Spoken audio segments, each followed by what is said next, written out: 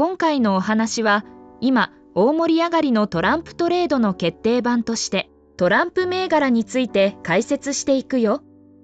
選挙の話は、詳しくはいろいろな人が動画を出しているので、そちらを見てね。ここでは細かく解説しないよ。大統領選挙はトランプの圧勝で、上院、下院ともに共和党の勝利となり、オールレッド体制になったので、それを踏まえて、米国株のどの銘柄を狙っていくべきかを考えていくよ。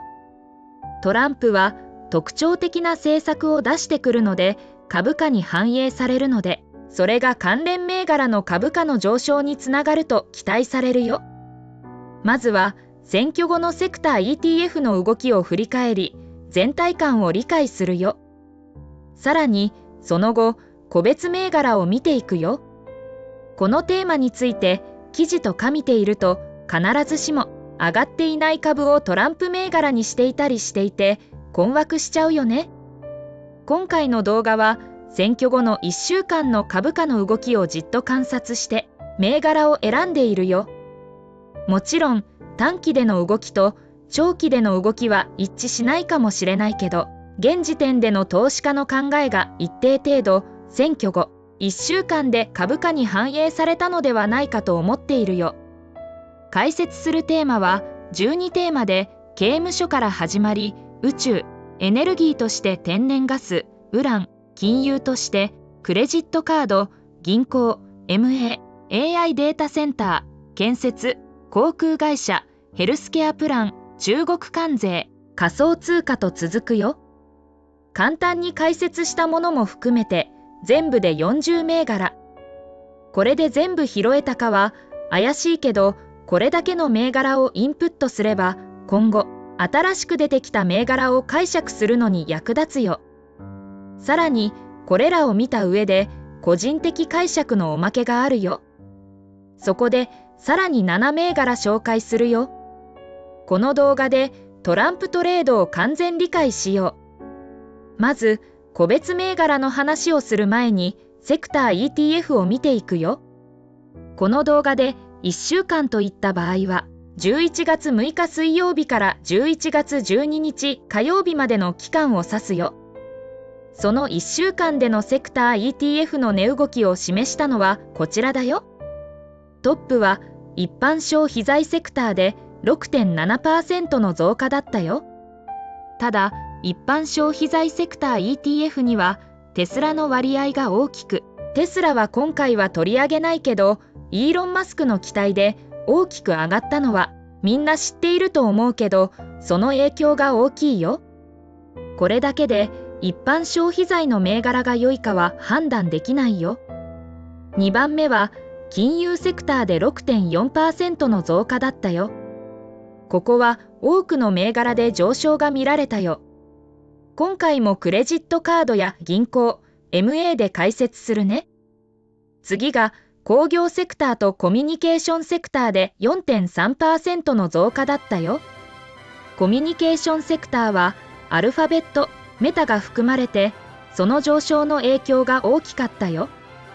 工業セクターはインフラ投資や中国関税などでの影響があり、今回はそれらのテーマについて解説するよ。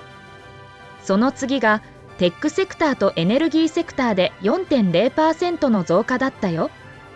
テックセクターは NVIDIA や Apple の影響が大きかったよ。それ以外の銘柄も上昇しているね。エネルギーセクターも政策的に重要で上がった銘柄も多かったね。逆に良くなかったのが不動産セクターで 1.8% の減少だったよ。ヘルスケアセクター、生活必需品セクター、公共セクターなどのディフェンシブセクターはいまいちだったね。バイオセクターもいまいちだったね。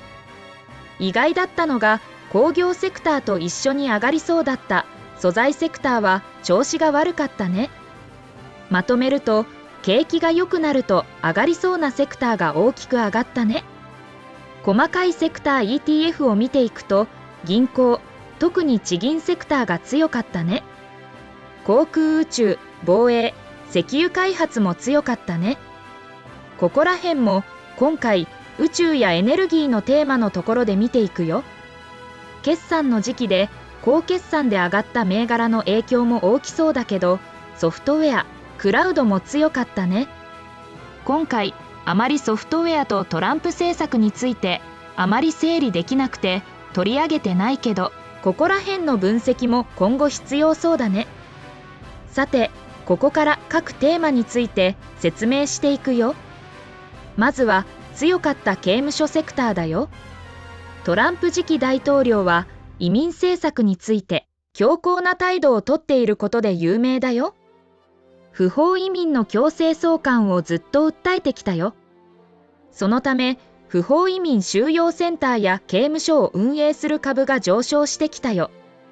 具体的には、まずはティッカーシンボル GEO ジオグループ。1週間で 65% も上昇したよ。事業としては、刑務所を所有したり、リースしたり、運営を受託したりしているよ。また、出所サービスもしており、居住型、非居住型の両方を行っているよ。また、電子監視のサービスも行っているよ。左側が ICE、移民関税執行局の処理センターのベッド数を示しているよ。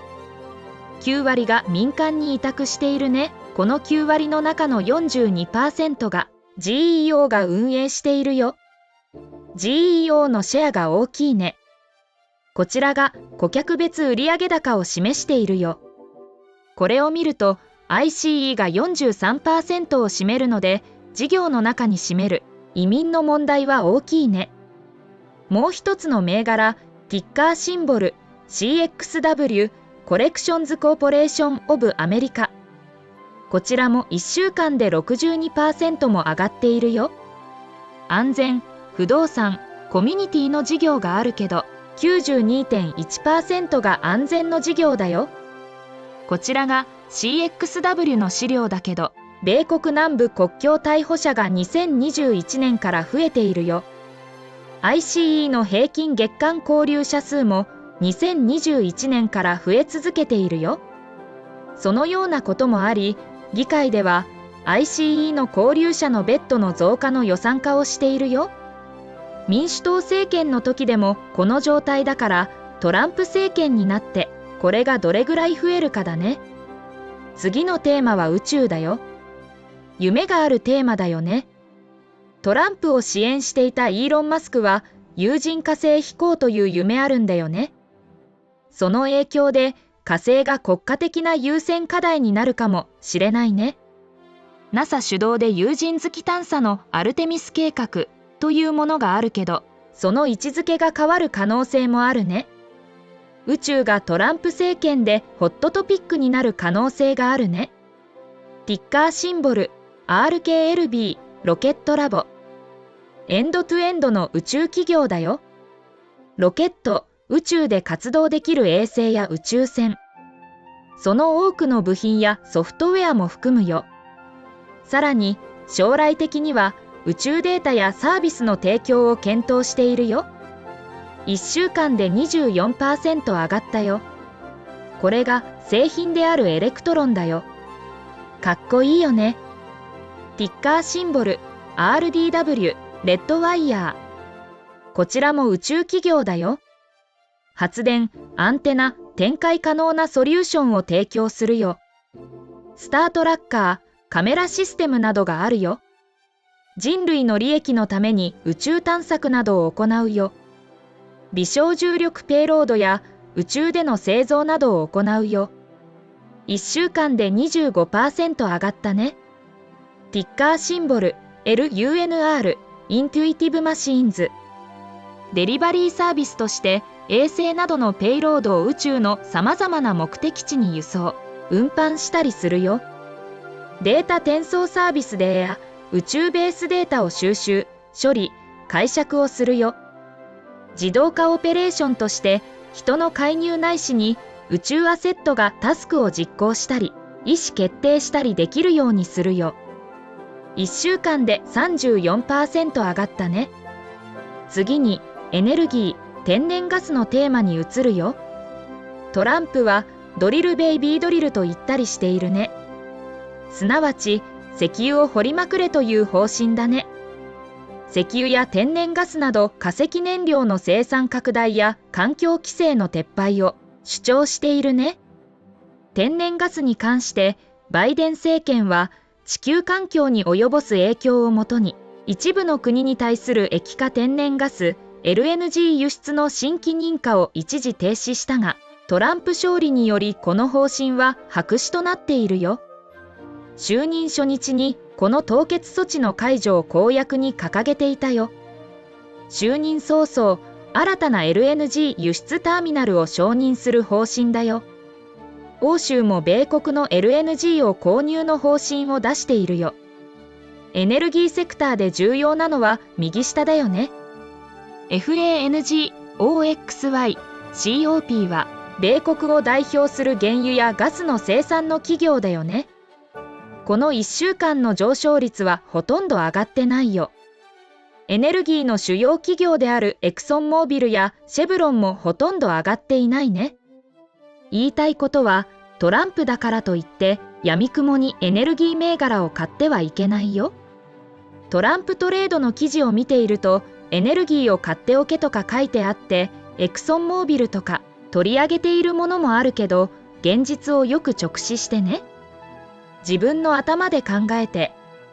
そのような状況なので、今回は原油ではなく天然ガスにフォーカスするよ。テキサス州パーミアン盆地の土地も気になっているので、その企業も紹介するよ。ティッカーシンボル CRK コムストックリソーシズ。天然ガスを生産する会社だよ。1週間で 20% 上昇したね。天然ガスってシェールで原油を生産するときに一緒に出てきたりするので、原油関連の会社も実は天然ガスの会社だったりするよ。ただ一部では天然ガスのピュアプレイの会社もあって、 CRK はその一つだよ。いくつかある天然ガス会社の一つとして CRK を挙げるのは、メキシコ湾に近い南部で生産している会社だよ。なんで南部が良いかというと、トランプストーリーは LNG での輸出だよね。天然ガスを湾岸で LNG にして輸出するんだけど、それがメキシコ湾にあるんだよね。結構北部にある天然ガスの会社があるんだけど、そこで生産したら海までパイプラインで輸送しないといけないよね。距離が長くなればなるほどパイプラインの使用量がたくさんかかるよね。だから南部で生産する CRK が注目だよ。図でわかるようにテキサス州とルイジアナ州で生産して、それをテキサス州とルイジアナ州の LNG の施設に送って輸出するよ。赤が建設中なので結構建設しようとしているね。LNG 輸出に向いてそうな企業だよね。ティッカーシンボル AR アンテロリソーシズ。この会社も同じく天然ガスの会社だね。1週間で 16% 上昇したね。NGL 天然ガス液や原油も結構あるけどね。天然ガスの 75% はメキシコ湾に輸送して LNG として輸出されるね。この会社の特徴は天然ガス価格に対してヘッジをしていないということだよ。ヘッジをしていないと天然ガス価格が上がった時に株価が上がりやすいことを示すよ。トランプが天然ガスをガンガン生産したら価格は下がるのではと思うかもしれないけど、必ずしもそうではないと思っているよ。LNG としての輸出が大きく増えるならば価格が上がる可能性があると思うよ。ティッカーシンボル LNG シェニエールエナジー。 LNG 液化ターミナルを保有・運営する会社だよ。1週間で 11% 上昇したね。テキサス州とルイジアナ州の間にあるターミナルとテキサス州にあるターミナルがあるよ。天然ガス生産企業だと、もし天然ガス価格が上がらない場合、生産量が増えれば売り上げは上がるかもしれないけれど、どこまで株価が反応するかわからないね。ターミナルの企業ならば LNG 輸出が増えれば利益につながりそうだよね。一つの選択肢としてあるかもね。ティッカーシンボル KMI キンダーモルガン。天然ガスのパイプラインの会社だよ。1週間で 10% 上がったよ。事業の中での天然ガスは 64% だよ。赤線が天然ガスのパイプラインでテキサス州のメキシコ湾に向けて広がっているよね。このパイプラインを使って LNG 輸出のために運ばれたりするよ。今後 LNG 輸出が増えるならばパイプラインの会社もいいよね。ティッカーシンボル AROC アーチロック。天然ガスの中流の圧縮企業だね。1週間で 17% 上がったよ。天然ガスを輸送するためにパイプライン内のコンプレッションで圧力を増加させるよ。インフラシステムを通じて天然ガスを消費者市場に出す設備の会社だよ。圧縮の専門だよ。天然ガスって気体だからそのままだと取り扱いにくいので圧縮技術は必須だよ。天然ガスの生産を増やしたら当然パイプラインでの輸送が増えるので圧縮がより必要になるよね。ティッカーシンボル NGS ナチュラルガスサービシズグループ。天然ガス圧縮装置の会社だよ。1週間で 19% 上がったね。圧縮が重要なのは前の会社で説明したよね。コンプレッションのレンタルをするよ。レンタルなので修理やメンテナンスにレンタルする会社は人を配置する必要がなくなるよ。ティッカーシンボル NEXT ネクストディケイド。天然ガスの液化天然ガスの販売施設の建設をする会社だよ。1週間で 19% 上昇したね。LNG の輸出をするならば LNG 施設の建設開発も重要になるよね。テキサス州の建設中の施設の例を出しているけど、今後この建設開発が重要になってくるかもね。ここまでが天然ガスだけど、ちょっと違う視点でのエネルギー銘柄を取り上げておくよ。米国でエネルギー生産を増やすとなると、すぐ頭に浮かぶのはパーミアン盆地だよね。パーミアン盆地はテキサス州とニューメキシコ州にまたがった地域だけど、そこでの開発が進むならば、そこの権益を持っている企業が潤うよね。ティッカーシンボル TPL テキサスパシフィックランド。テキサス州の原油天然ガス開発のロイヤリティ、土地水資源の管理をしているよ。この3つをしっかり握っている会社だよ。1週間で 13% 上昇したね。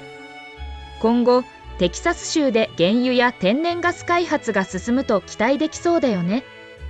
天然ガスのところで説明したけれど、 LNG 輸出をするならば天然ガス輸送を考えるとメキシコ湾に近いところがよく、テキサス州は最適だよね。ティッカーシンボル LB ランドブリッジ。こちらの企業もテキサス州のパーミアン盆地に原油天然ガス開発の土地や資源を管理しているよ。1週間で 15% 上昇したね。ここの特徴は単純に土地や水を管理しているだけでなく、その中でデータセンターや太陽光発電まで開発しているということだね。データセンターに重要なのは電力だというのはこれまでの動画で説明したよね。低コストの燃料もあるし、データセンターの冷却用の水もあるし、実はデータセンターに必要な資源がある土地だよね。11月にデータセンターおよび関連施設を開発するためのリース開発契約を締結したよ。エネルギーだけでなくデータセンター関連にもなって面白い銘柄だよね。次にエネルギーとしてウランのテーマを取り上げるよ。原子力に関しては民主党も共和党もどちらも進める政策だよ。トランプ政権も原子力を推し進めると思うけど、まだ政策は見えてない状況だよ。考えられるシナリオは米国内の事業を優遇する可能性が考えられるよ。そこで米国でウランの生産濃縮する企業を紹介するよ。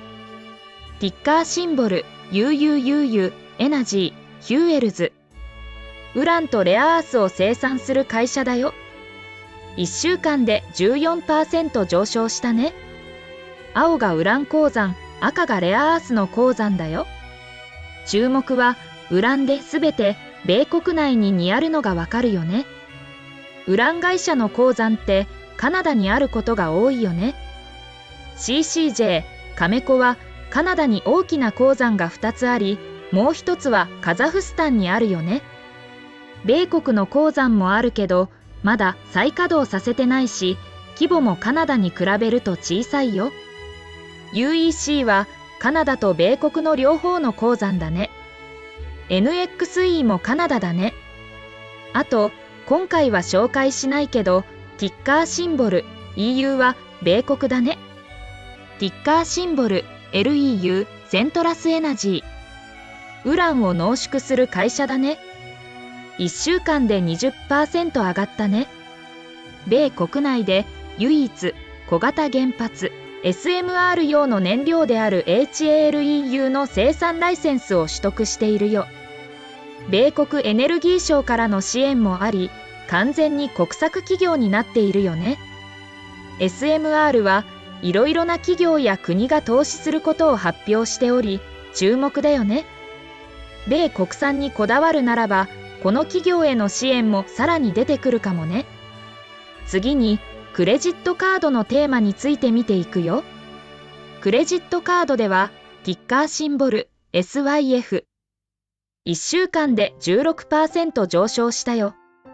遅延料金規制の緩和から恩恵を受ける可能性がある企業と見られているのが上昇の要因だよ。ティッカーシンボル DFS ディスカバーファイナンシャルサービシズ。1週間で 17% 上昇したよ。ティッカーシンボル COF キャピタルワンファイナンシャル。1週間で 12% 上昇したよ。COF による DFS の MA がトランプ政権になって認められる期待で上がっているよ。次に銀行 MA のテーマについて見ていくよ。トランプ政権により大規模な取引を好む規制当局者を任命する可能性が高いため、銀行の MA が急増するのではという期待があるよ。地方銀行同士の提携も再び検討対象になるので、その期待で地方銀行が上がっているよ。長期金利上昇から長短金利差拡大による準受取利息の拡大期待も上昇要因となっているよ。地銀 ETF の KRE は1週間で 12% 上昇しているよ。3倍レバ ETF である DPST は36% 上昇しているよ。地銀の個別株も検討しようと思ったけど、なかなかどれが上がるかわからないので、ETF がいいなと思うよ。ただ、日本の証券会社で KRE とか取り扱っているところがわからないので、レバ ETF だけど DPST を検討するかどうかだね。銀行の個別に行くならば、地方銀行ではなく、メガバンクの WFC、ウェルズファーゴもあるかな。1週間で 12% 上昇したよ。メガバンクの中で地方銀行に近い業態が WFC だね。このストーリーで個別に行くならこれかな。MA のストーリーで行くならばティッカーシンボル EVR エバーコア。1週間で 12% 上昇したね。このグラフが投資銀行アドバイスフィーのランキングだけど、ゴールドマン・サックス、JP モルガン、モルガン・スタンレーの次が EVR だね。収益の大半を合併、買収再編を含むファイナンシャルアドバイザリー業務から得ているよ。なので、銀行の合併や提携で MA が盛り上がってくるならば、この企業の業績が上がることが期待されるよ。次のテーマは、ローンを見ていくよ。こちらもトランプの政策により、自動車ローン利息の税控除や学生ローンの見直しなどで、民間のローンの事業が伸びる可能性があるよ。ティッカーシンボル LDI ローンデポ。こちらは住宅ローンやその関連の保険などを提供する会社だよ。1週間で 28% 上昇したよ。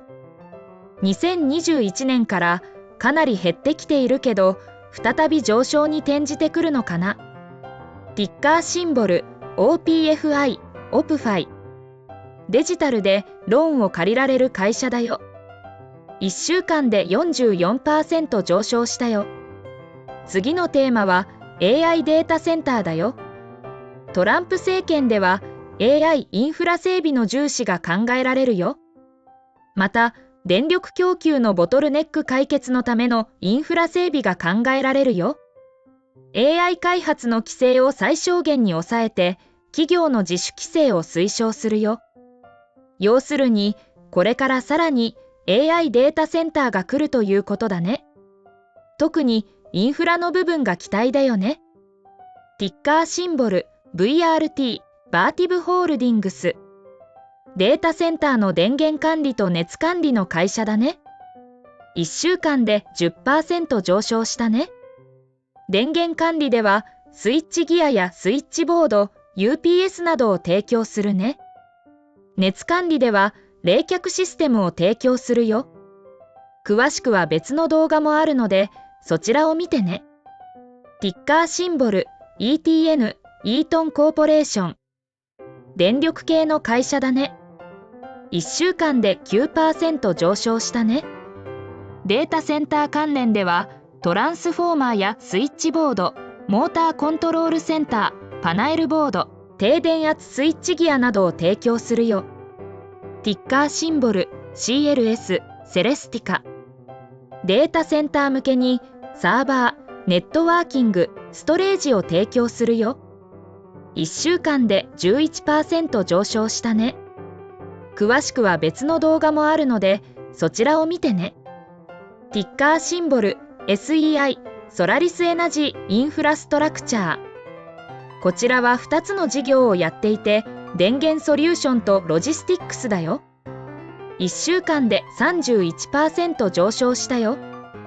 電源ソリューションの一つとしてデータセンター向けもあるよ。車みたいなタイヤのついたやつだね。ロジスティックスはエネルギー上流向けの事業だよ。ロジスティックスは成熟市場で電源ソリューションの会社を買収して、今後は電源ソリューションの割合が大きくなる見込みだよ。データセンター向けにはこのように電力を供給するよ。その電力でデータを処理したり、冷却の電力に使ったりするよ。柔軟に電力を提供できる仕組みだね。次のテーマは建設について見ていくよ。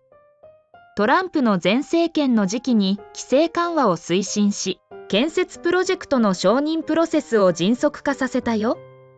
今回も同様の政策により、新規プロジェクトの増加が期待されるよ。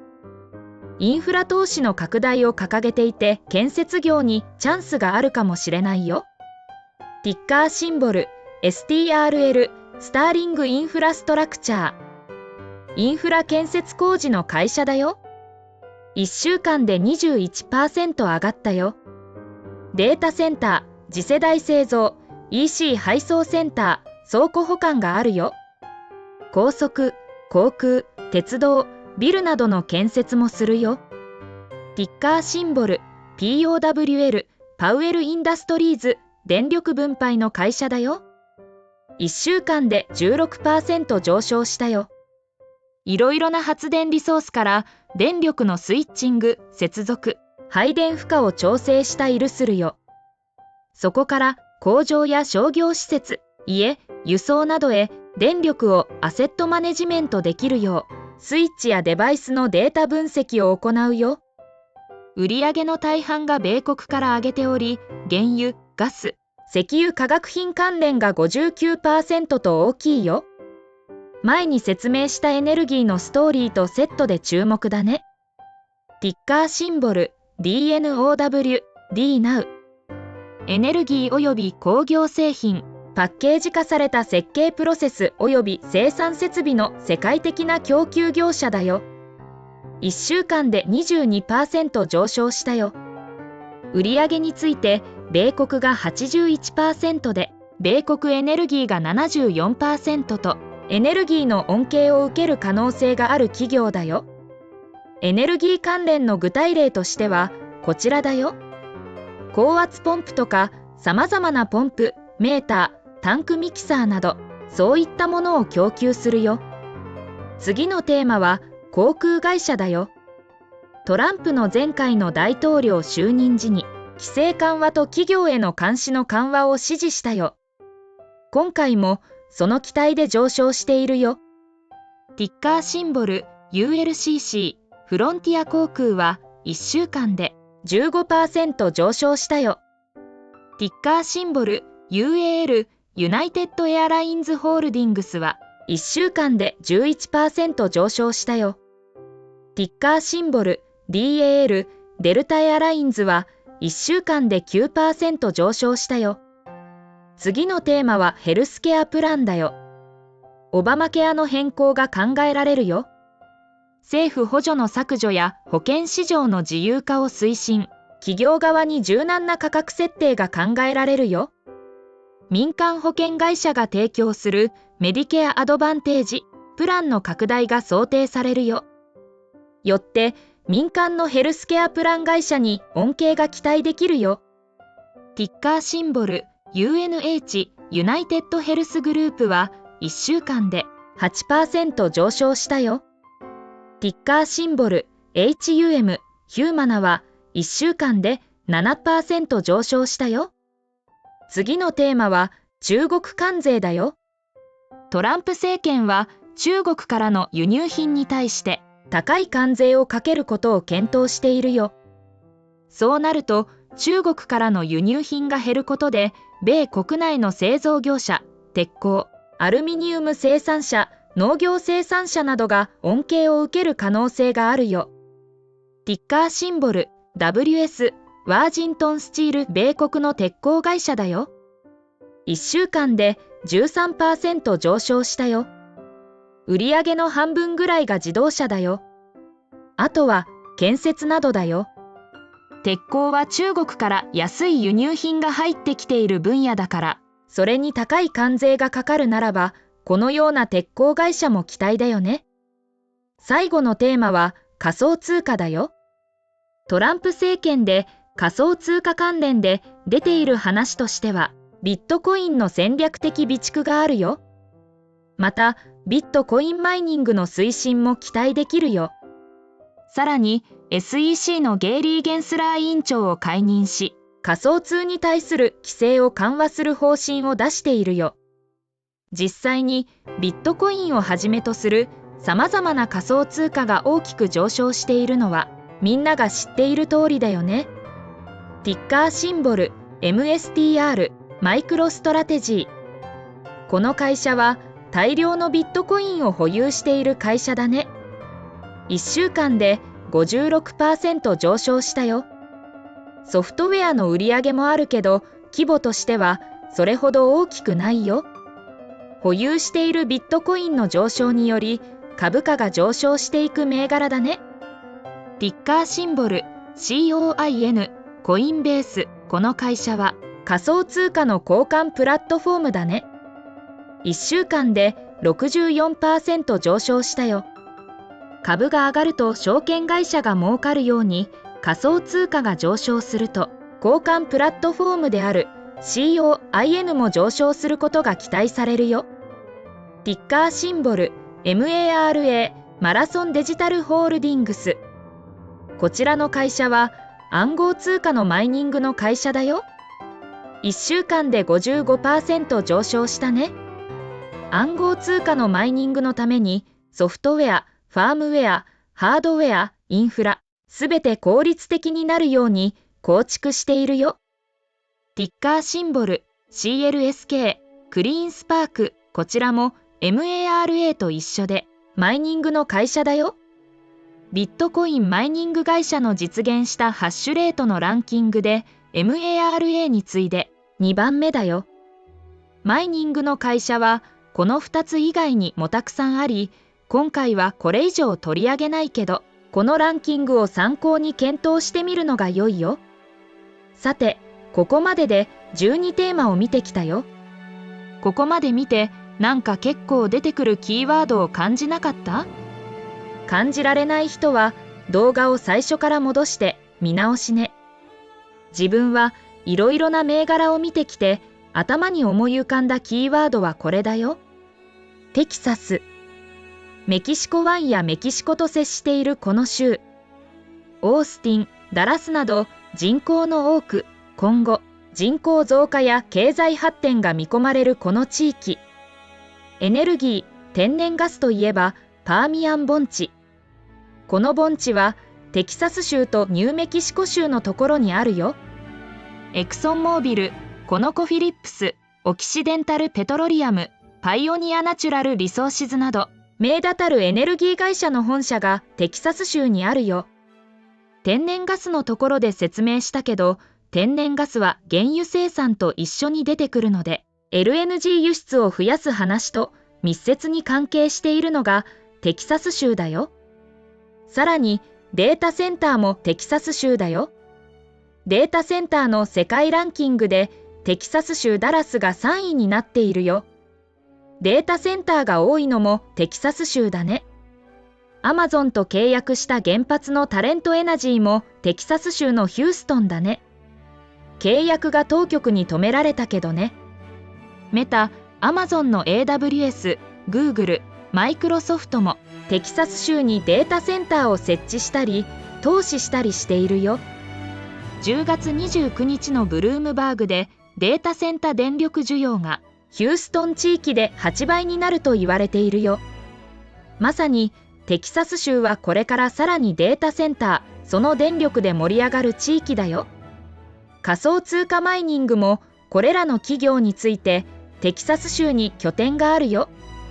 なんかエネルギーに加えてデータセンターやマイニングが集中している感じがするけど、そもそもデータセンターに必要なのは電力で、その電力の供給源がある近くでこれらが発展するのは自然な流れだと思うよ。さらにテスラのギガファクトリーもテキサス州オースティンにあるね。テキサスはエネルギー、AI や仮想通貨マイニングのデータセンター、テスラとトランプ政権により恩恵が受けられるテーマがたくさんあることがわかるよね。このことからテキサスがトランプ政権で潤っている未来しか見えないよね。当然テキサス州のいろいろな企業が恩恵を受けることが想定されるよね。特にインフラ的な銘柄の恩恵が期待できるよね。おまけとしてそういった銘柄を見ていこう。まずは発電所。みんなが好きなティッカーシンボル VST、ビストラ。発電所の会社だけど原発銘柄として過去の動画で何回も紹介してきたよね。テキサス州が 45% と割合が大きいよ。原発銘柄で有名だけど割合は 15% ぐらいでまだまだ小さいよ。天然ガスが 60% だよ。原発に加えてデータセンター、テキサスの電力需要といろいろなテーマが掛け合わさった銘柄だね。別の原発の動画があるのでそちらも見てね。ティッカーシンボル NRG、リライアントエナジー。同じく発電所の銘柄だね。テキサス州の 70% の電力を賄っているとのことだよ。テキサスの電力関連は調整後の EBITDA の5から6割ぐらいで、テキサス州の影響が大きいね。原発の割合も多く、テキサス州の発展と共に期待だね。ティッカーシンボル CFR、カレン・フロストバンカーズ、テキサス州の地方銀行だね。地方銀行もエネルギー産業の回復で地元企業が潤えば、地方銀行の業績が上がる可能性があるよね。2015年、2016年とか、かつてシェール開発が盛んだった時は、それなりに融資をしていたけど、今はかなりエネルギーローンは小さくなっているね。トランプ政権の政策で、また開発が活発になったら、ここら辺の業績も上がってくるのかな。ティッカーシンボル CMA、コメリカ。こちらもテキサス州の地方銀行だよ。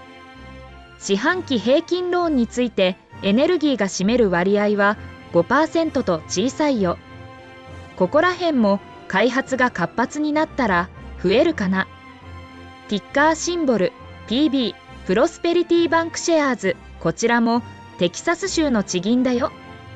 図からはあるようにテキサス州とオクラホマ州にあるよ。ローンポートフォリオの中でエネルギーは 2.6% と小さいよ。どちらかというとファミリーや建設などでテキサスの経済が活性化されて、その影響で上がってくるかだね。ティッカーシンボル FLR フルーはグローバル企業だけど、テキサス州のエネルギー関連のエンジニアリング、調達、建設、保守の会社だよ。バックログでは米国は 44% とそこまで大きいわけではないね。ただエネルギーソリューションズ事業ではエネルギーテーマに関連している事業を行っているので注目だよ。テキサスの大規模生成ユニットのプロジェクトがあったり、LNG カナダのプロジェクトがあったりするね。エネルギー関連で開発が進むと業績が上がってきそうだね。ティッカーシンボル PWR クワンタサービシーズ、こちらもグローバル企業だけど、テキサス州の電力関連のインフラ工事の会社だよ。47% が電力会社のインフラ向けのソリューションで、34% が再生可能エネルギーのインフラ関連ソリューションだよ。今後、テキサス州で電力関連やデータセンター関連の電力での需要が高まった場合、この会社のインフラ工事が必要となるかもね。業績アップに期待。最後に考察するよ。興味深いのは、複数のテーマにまたがっている企業があることだね。例えば、ティッカーシンボルVST は原発、データセンター、テキサスのテーマが掛け合わさっているね。ティッカーシンボル LB はエネルギー、テキサス、データセンターのテーマが掛け合わさっているね。こういういろいろなテーマに該当する企業が注目かもね。すでに株価も上がってきてしまっているけどね。あとは金融が盛り上がっているのは間違いないので、この面でさらに分析が必要かな。今回はあまり取り上げなかったけど、フィンテックも研究が必要な気がしているよ。それじゃまた次回。みんなのコメントも待っているからね。バイバイ。